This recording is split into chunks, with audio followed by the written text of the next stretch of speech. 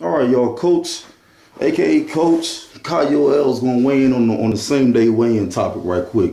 First, I'm going to give a few of my own experiences, and then just go into a little bit of what's going on with the same day weigh-in, or from our perspective. Shout outs to everybody that did videos on it. Y'all have excellent videos. Shout outs to the YTBC. Shout outs to the L team. Shout outs to all the combatants, warriors, and people out there doing great things. Now, y'all, I weighed in for two different combative arts. All right, and I'm just gonna tell you a little. I guess give you a little history. When I first started grappling, I remember my freshman year in high school. It was the day before the fight or the day before the match, and then coaches and other combatants were complaining so much that within 1 year, y'all, my sophomore year, it changed. It changed to the morning of the match. So we would weigh in at 6 a.m. in the morning, and then the match would be 7, 8 p.m. at night. And it was still so bad. Dudes were still coming in 2 and 3 weight classes above their weigh-in weight class. That my junior year in high school, it changed to, this is the year 2000. It changed to, no, excuse me, 1999. It changed in 1999. Down here in Shawarika for grappling and wrestling and freestyle events, it changed to an hour before the bout. An hour. So dudes were coming in so much overweight that had to be changed to an hour before the bout. So if you were cutting and draining a lot of weight and dehydrating yourself and losing all your protein and lipids, it was hard for you to recover and be strong at that weight. So it forced you to be honest and stay your ass either near your weight or just fight strong and just be at your natural weight and, compete at that weight. So an hour before the bout in 1999 is when they changed it. I know for grappling, for wrestling, at least in America. And they do this on the Olympic level as well for wrestling. And it's held all the way to this day. You only get an hour before your actual bout to weigh in. Not the same morning, not the day before, not the night before, an hour. So that way it keeps you honest, and you better be strong at your natural weight because it's going to be hard to rehydrate and it's going to be difficult to get all your strength and your beans and your juices back up before you got to go out there and compete within an hour. And this is for tournament style and exhibition and a dual matches and dual fights as well. It's for everything. Also, they do this in Olympic style boxing. If you're going to bring in Olympic style drug testing or whatever,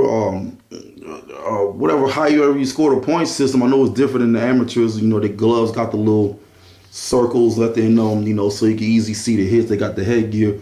But in Olympic style boxing, pugilism, it's same day weigh-ins.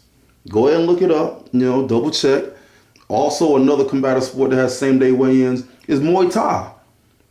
The few times I did MMA/Muay Thai fights, it was the same day weigh-in. Now, granted, those weigh-ins were in the morning. A lot of them still do it in the morning, around 6, 7 a.m., and your fight will be in the evening. And a lot of times, dudes will gain about 4 or 5 kilos. That's about 10 to 12 pounds, which ain't much. But when a mother flusher is weighing in the night before and coming in 30 pounds above weight, man, not only is that dangerous, it's unfair, man. It's disingenuous. Man, Canelo could have killed that boy Khan in the ring, man. He could have killed him. That's insane. And the only time I even accepted bouts like that was in freestyle tournaments. I think the most I've ever competed against a dude, he was about 6 kilograms above the weight we weighed in at.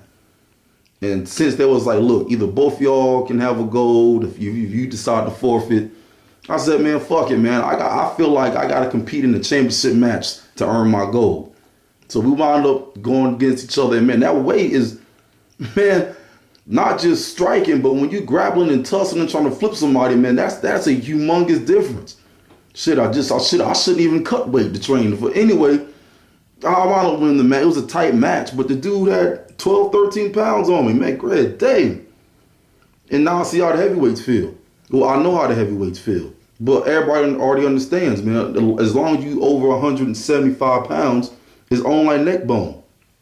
And that's why the heavyweight is considered the baddest man in the motherfucking boxing world. You go in at 220, your opponent might be 250, 260. You go in at 207, your opponent might be 185. But we know what's up. We know this, you the man of the land when you come in at heavyweight and you busting heads.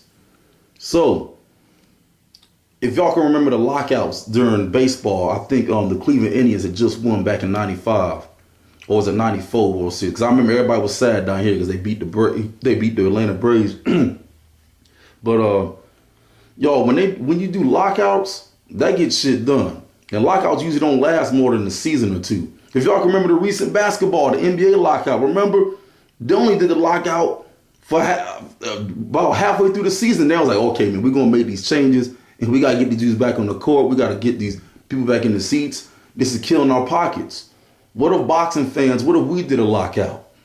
You know what I'm saying? And we was just didn't support it or got in the fighters' ears, the trainers' ears. If we can have same day weigh-ins, then we lock it out. And I bet you, WBC, WBA, NABF, WBO, IBO, IB, all these people will be like, man, this is hurting our pockets. It's also safety for the fighters, even though they're really not doing it for the safety of the fighters and the comfort of the fans. But since it will hurt their pockets, they'll be like, all right, flush it. We'll have same day weigh-ins again. And same day weigh-ins wasn't that far. Well, yeah, for professional boxing, when I looked it up, the last one was in the 80s, and I'm pretty sure it's the fight that everybody's been talking about with Eddie Mustafa and Spinks. That was sometime in the 80s. But that wasn't too far ago. I mean, I know a lot of people on here weren't born then, but look, man, if Muay Thai fighters can do it, and if Olympic athletes, which are actually on the pro level, combative-wise, if Olympic boxers and Olympic wrestlers, and I'm not sure about Taekwondo, I'm not sure about the fencers, but I would want to say that they do same day weigh-ins, but I'm not sure because I'm never indulged in those sports. Well, no, I did do a little Taekwondo sparring, but I didn't look them up. But same day weigh-ins is the way to go, y'all. Same day weigh-ins. Everybody can be safe. Everybody can be honest. And everybody can just, show they true bravado, they true machismo, they true courage, they true dag blasted. You know what we're getting at. So y'all, same day weigh-ins, it's a go. This is Coach Kyle L, and I approve this message. We out. Silent. Give everybody a drink on me, except this fun.